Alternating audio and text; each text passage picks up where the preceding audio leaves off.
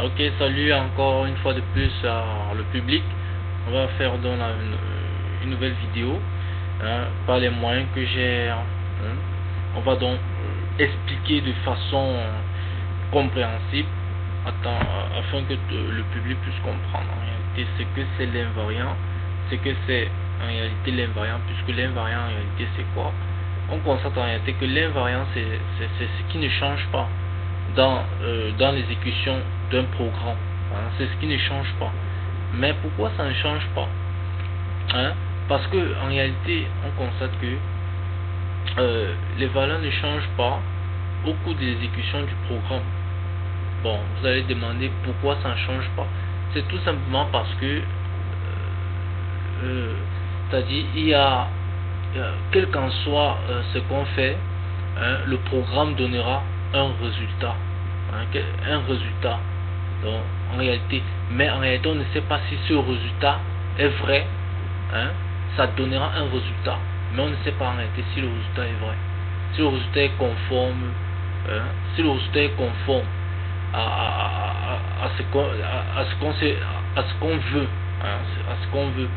Donc, on ne sait pas en réalité. Je pense que c'est un concept qui est venu un peu tardif.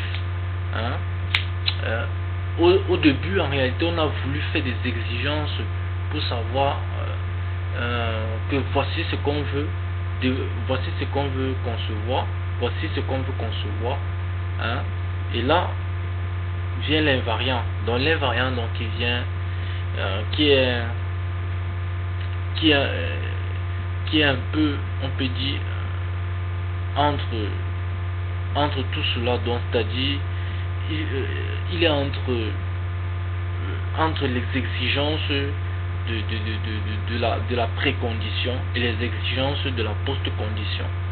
Donc il est entre ça, puisqu'en réalité vous allez constater qu'en réalité tous ils utilisent tout simplement des prédicats. Ils utilisent tous des prédicats, et vous savez que les prédicats, on ne sait pas en réalité si les prédicats sont vrais ou faux. On devrait les prouver afin de savoir si c'est vrai ou c'est faux. Voilà. On devrait donc les prouver afin de savoir si c'est vrai ou c'est faux.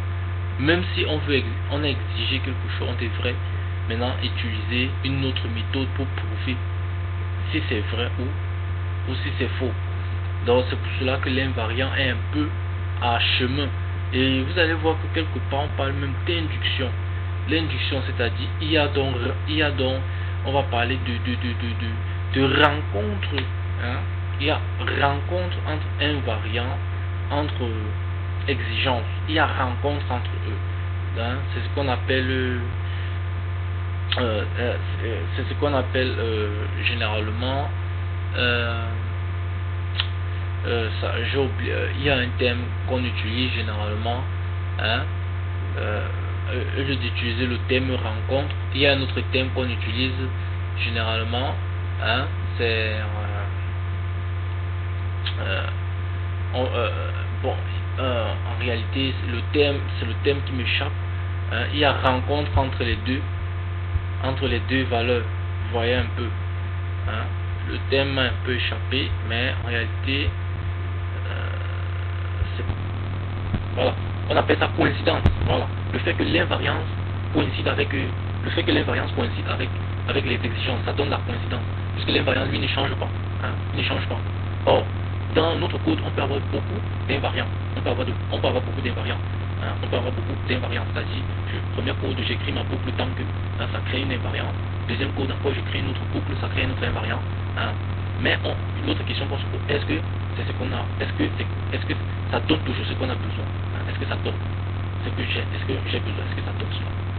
Si ça donne cela, il y a coïncidence. On parle d'induction. Voilà, on parle d'induction parce que ça donne. Voilà, c'est un peu cela. On parle d'induction parce que ça donne. Et là, vous allez voir que l'exigence se combine, se coïncide avec l'invariant. Bon, très rapidement, on va donc passer à un simple bout de code que j'ai appelé. J'ai utilisé Java notamment. Et le bout de code là, c'est le triangle. J'ai nommé ça la classe triangle. D'ailleurs, on va voir tout à l'heure ce que ça fait. On va dire ici private int number. Et on y va. Private int number, par exemple. Number égale par exemple à quoi? j'ai mis privé in number. Bon, je n'ai rien, on ne met rien. Privé in number. Et puis on dit public triangle. Public triangle. Public triangle. On ouvre, on ferme, box. Voilà. On met ici par exemple 10. Point number égal à un certain x. On va nommer là. On va dire int x. Voilà, il n'y a pas d'erreur. Il n'y a pas d'erreur. Et là, on va créer ici public get number. Public get number. Public get number. Public get number.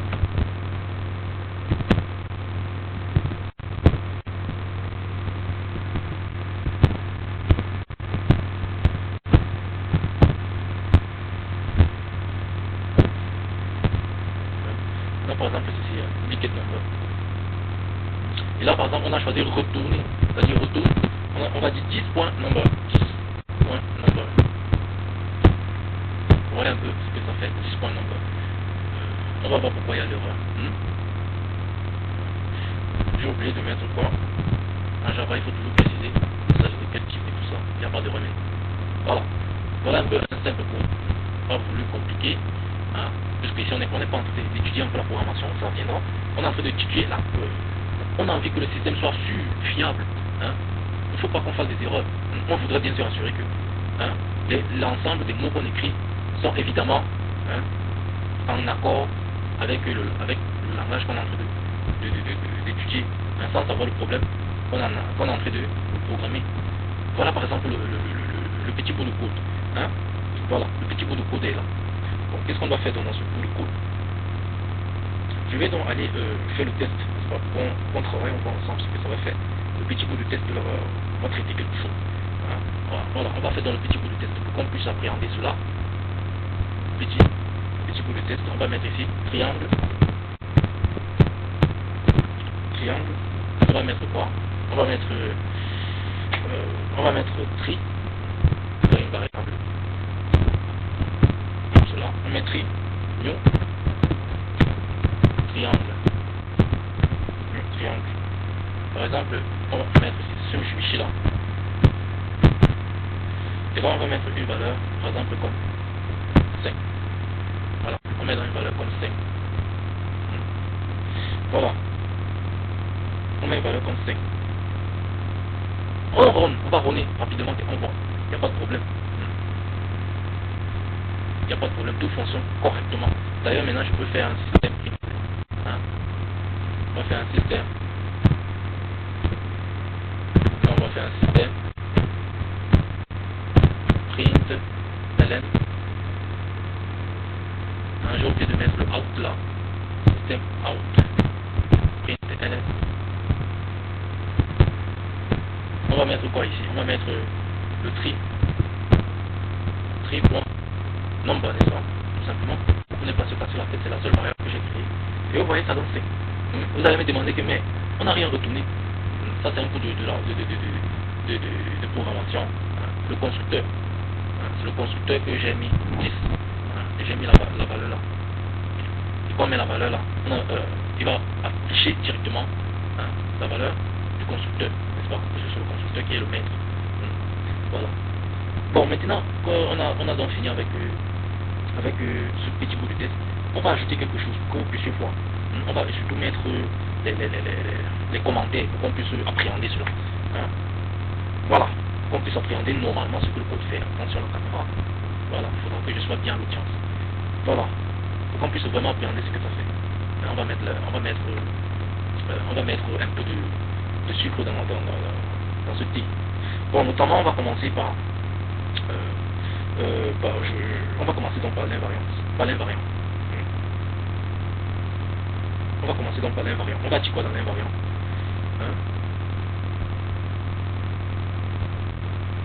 On va dire quoi dans l'invariant? On va dire dans l'invariant que on va dire quelque chose dans l'invariant. On va dire ici quoi? On va dire tant que, n'est-ce pas? On va mettre ici tant que quoi? on va tout simplement mettre un truc simple. On va dire tant que on peut me mettre tout simplement là-bas pour que l'exécution symbolique plus l'étape d'exécution plus bien lisse. On va mettre ici tant que quoi, tant que on va mettre ici tri point number. Tant que tri point number est inférieur, on va utiliser le terme inférieur ici. On va utiliser le terme inférieur ici.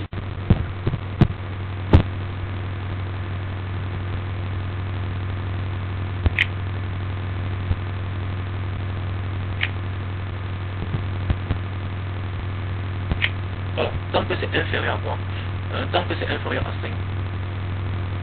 Voilà, tant que c'est inférieur à 5. Qu'est-ce qui se passe? On affiche quoi?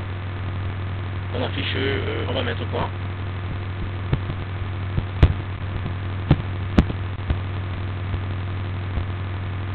On affiche le nombre. Voilà, on affiche le nombre. Vous voyez un peu cette invariance là. Vous voyez un peu cette invariance. Tant que c'est inférieur à 5, on affiche donc ce Mitsubishi là. Et là on va aller tester, vous allez voir une boucle.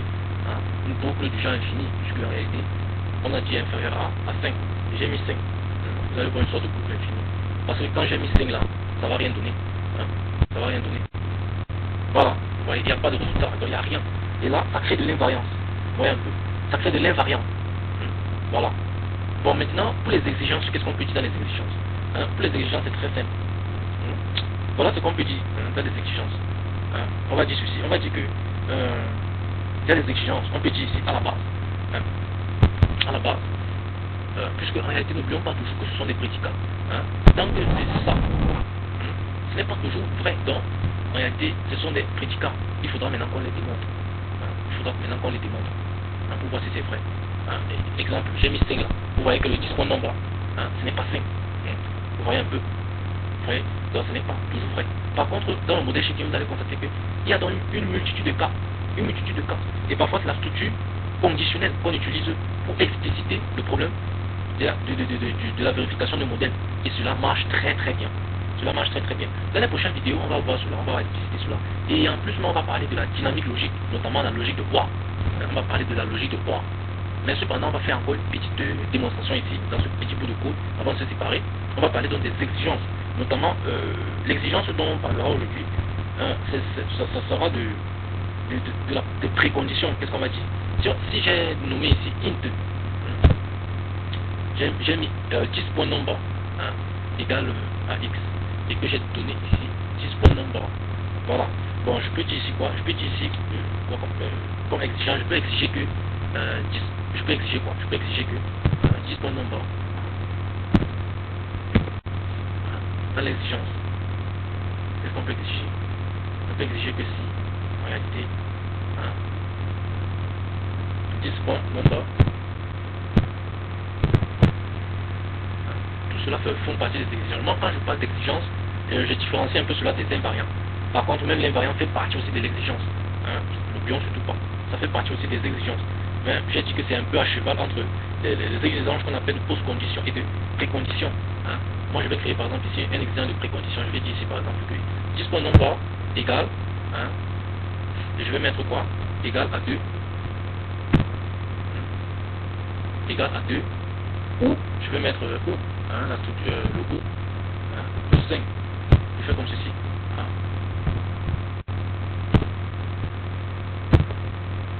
Ou 5. Il ne comprend pas le petit nombre aussi que j'ai créé. Il ne comprend pas. Dans le 10 nombre, à l'exigence aussi, j'ai mis 2 ou 5. Bon, il n'a pas compris, je vais donc mettre. Je vais mettre quoi? Je vais mettre.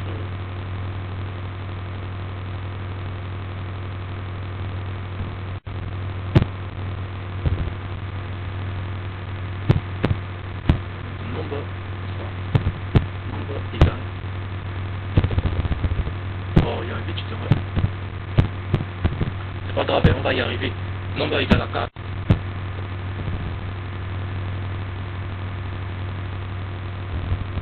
petite erreur se voit où?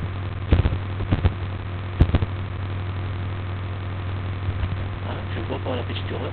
Il faudrait que je mette le 10.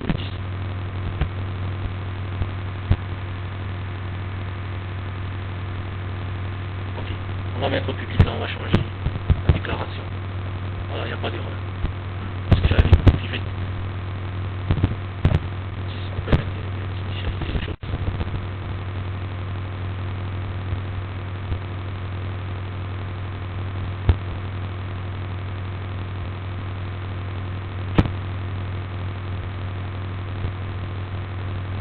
Bon, on va mettre égal à 4. On va se situer comme ça, égal à 4. Égal à 4.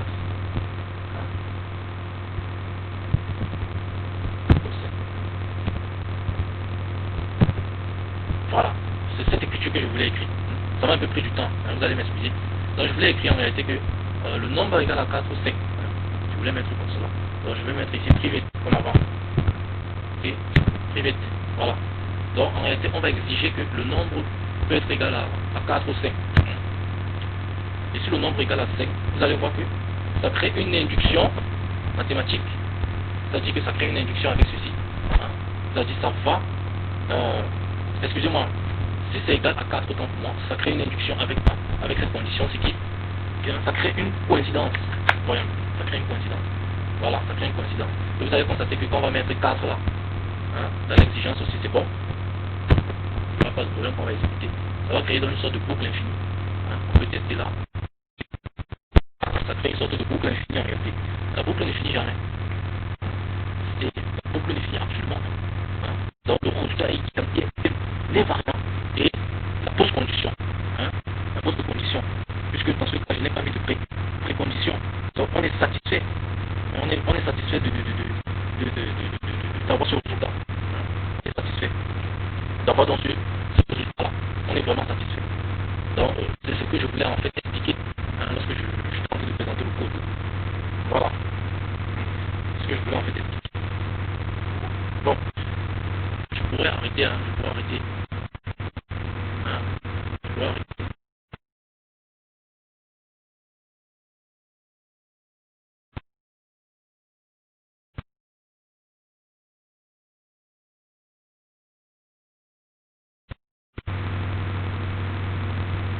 Voilà, on va un peu laisser reposer les choses. Et on va se voir dans la prochaine vidéo où on parlera des préconditions et des post-conditions. Et on s'est dit tout à l'heure, surtout ne manquez pas cette vidéo, ça parle des bonnes choses. On s'est dit à tout à l'heure.